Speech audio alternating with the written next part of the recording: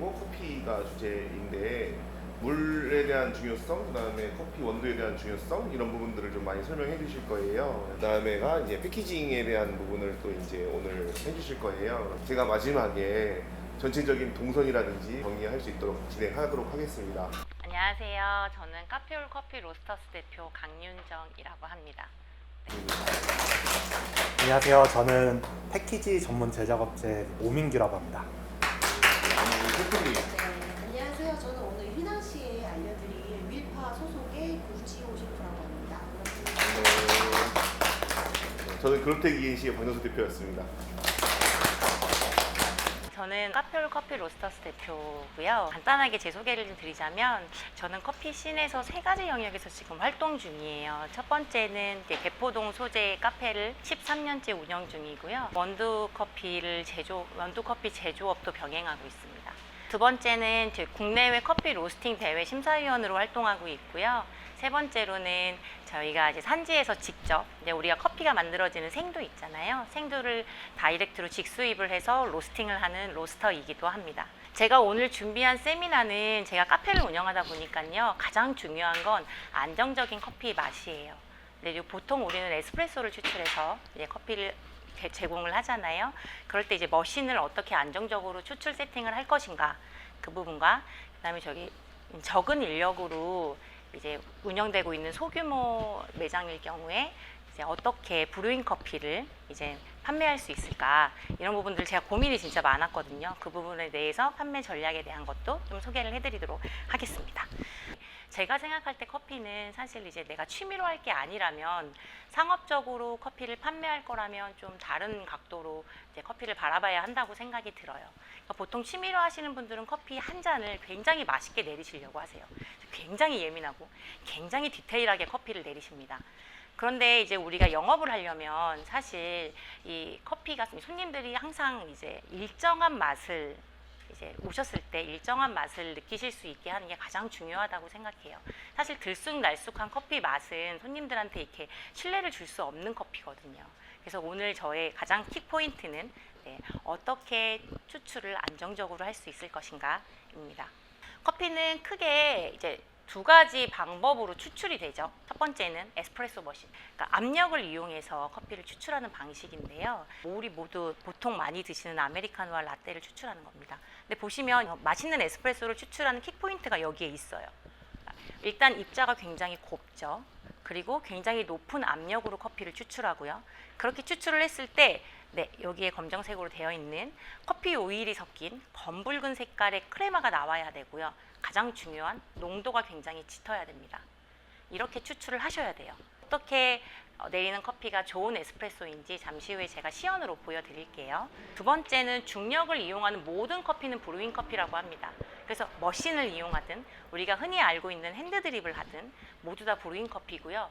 심지어는 콜드브루, 더치커피도 브루잉 커피 안에 들어가는 거예요. 그래서 콜드브루는 찬물로 내리는 브루잉 커피라고 생각하시면 됩니다. 그래서 이 브루잉 커피의 가장 키포인트는 필터를 사용하느냐 안 하느냐, 그리고 필터를 어떤 재질을 사용하느냐에 따라서 오일 성분이 추출이 되기도 하고 안 되기도 해요. 그래서 보통 고혈압이 있으신 분들이 오일 성분이 없는 원두 커피 드세요 라고 하는 말 많이 들어보셨죠. 그게 이제 아메리카노가 아니라 이제 필터 커피를 말하는 거예요. 특히나 종이 필터로 커피를 추출하면 커피의 오일 성분이 다 걸러지기 때문에 굉장히 개성이 강하고 되게 향미가 좋은 커피를 추출하시게 됩니다.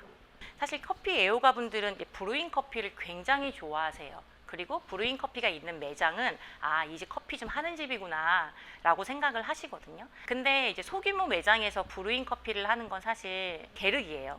없으니만 못한 메뉴가 되기도 합니다. 왜냐하면 엄청 러쉬 타임에 핸드드립 한 잔이 들어오면 바리스타 한 명이 여기에 매달려 있어야 돼요. 주문도 못 받고 아무것도 못 해요. 그래서 저는 사실은 예전에는 소규모 매장에서는 핸드드립은 빼셔라, 브루잉 커피는 빼셔라고 말씀을 드렸는데 제가 이제 실제로 지난달에 저희가 카페인 베이커리 페어라고 하는 커피 박람회에 참가를 했었는데요. 그래서 이 밀파를 사용해서 이 관람객들에게 커피를 추출하고 시음을 해드렸는데 굉장히 제가 생각했던 것 이상으로 커피 맛 추출도 너무 잘 되고요. 또 하나는 속도가 너무 빨라요.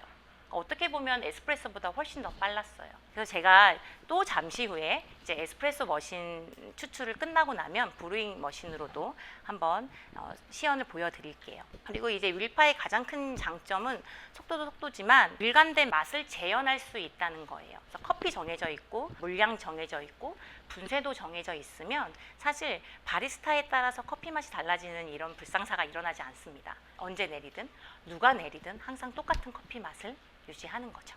그리고 우리가 이제 매장에서 사용하는 원두는 많이들 알고 계실 수도 있는데 원두는 두 가지 종류예요. 하나는 여러 가지 원두가 그러니까 산지가 섞인 블렌딩 커피고요. 하나는 단일 산지의 싱글 커피입니다. 그러니까 에스프레소 머신으로 내리는 대부분의 커피는 주로 블렌딩 커피를 사용해요.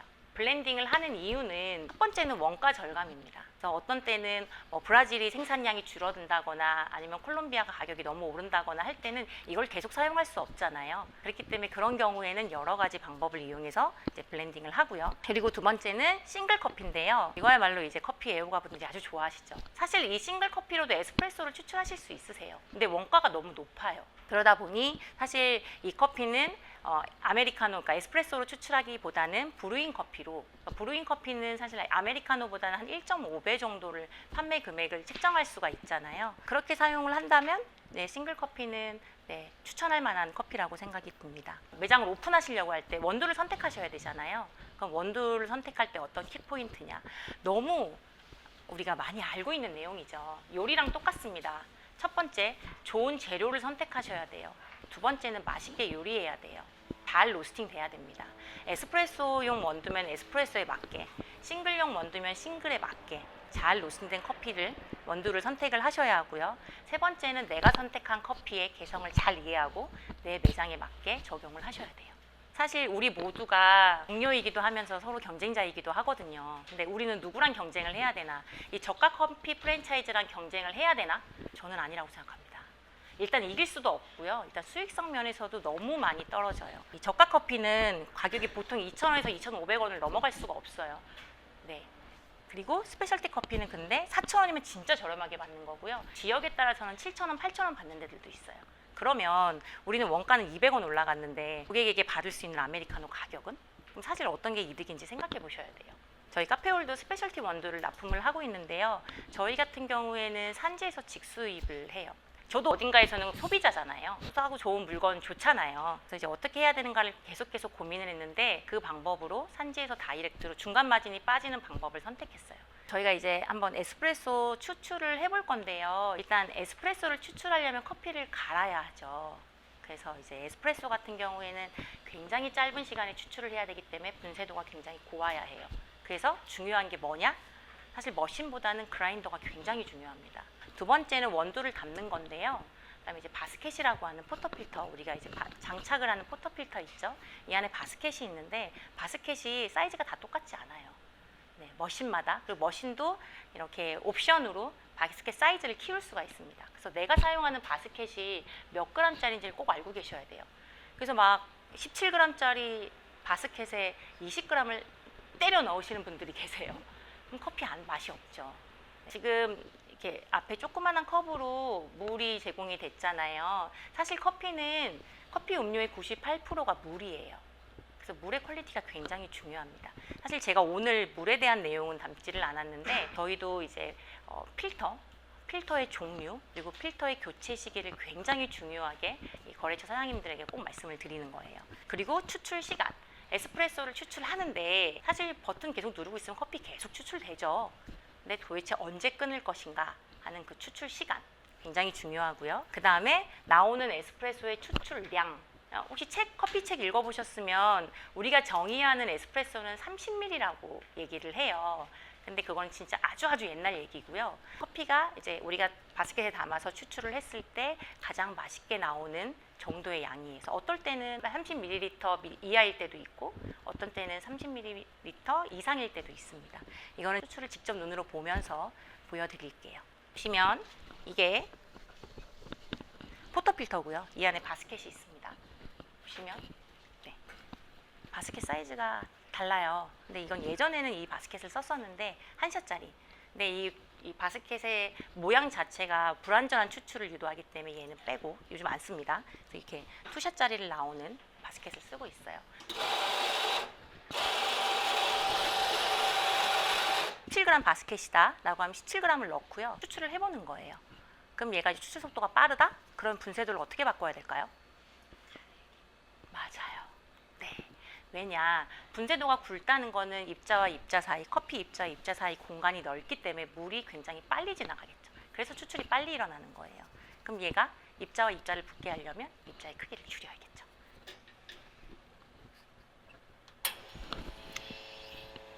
버튼을 누르면요. 네. 에스프레소가 추출이 됩니다. 그래서 제가 항상 세팅을 할 때는 이게 25초에 30g 이렇게 말씀드리지는 않고요. 25초에 플러스 마이너스 2, 3초. 네, 추출 액량은 30g에서 플러스 마이너스 2, 3g.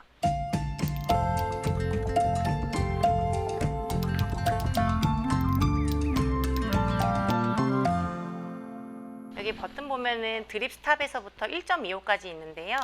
제가 정한 레시피는 0.75에서 시작을 합니다. 그래서 원두를 담고 위에 아까 에스프레소에서도 레벨링이라고 해서 커피를 이렇게 고르게 피죠. 얘도 마찬가지로 이렇게 고르게 펴주셔야 되고요. 버튼을 누릅니다. 나오죠? 그러면 커피가 다 적셔졌다 하면 버튼을 끄세요. 이게 우리가 알고 있는 뜸들이기 과정이에요. 커피를 추출할 때 뜸들이기는 굉장히 중요해요. 커피가 추출되는 이 준비 과정, 이걸 뜸을 들이고 안 들이고는 특히나 브루잉 머신에서는 맛 차이가 아주 큽니다. 그래서 밑에 보면 커피가 조금씩 떨어졌죠? 네. 물이 커피층을 지나온 거예요. 그리고 조금 더 있다가 이제 추출을 하겠습니다. 그리고 이제 브루잉은 추출은 완전 다 열을 거예요.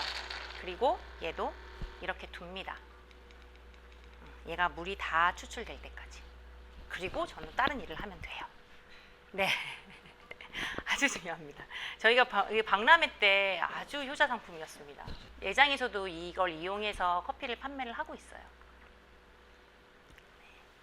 지금 사용하는 이 커피는 코스타리카 커피고요. 사실 저희가 5년 전부터 코스타리카 산지랑은 다이렉트 트레이드를 시작했고요. 커피가 가공이 될 때 오렌지를 같이 넣고 가공을 했어요. 그래서 지금 이제 앞에 계신 분들은 향이 날 수도 있는데 이제 오렌지 플레이버라고 하는데 얘가 굉장히 강력합니다. 그래서 저는 사실 브루잉 커피를 고객분들에게 추천할 때 이런 커피를 추천해요. 좋아하시든 안 좋아하시든.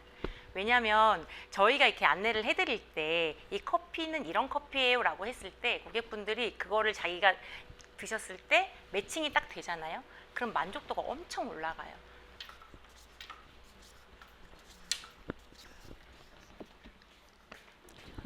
아주 산미가 높지 않게 나왔습니다. 한번 드셔보세요. 제가 준비한 세미나는 여기까지인데 제가 이렇게 표현드려요. 대형 매장은 골리앗이고요. 저희처럼 소규모 매장은 다윗입니다. 근데 결국 골리앗을 다윗이 이겼잖아요. 여기 계시는 모든 분들이 골리앗을 쓰러뜨리는 다윗이 되기를 희망하며 세미나를 여기까지 마치겠습니다.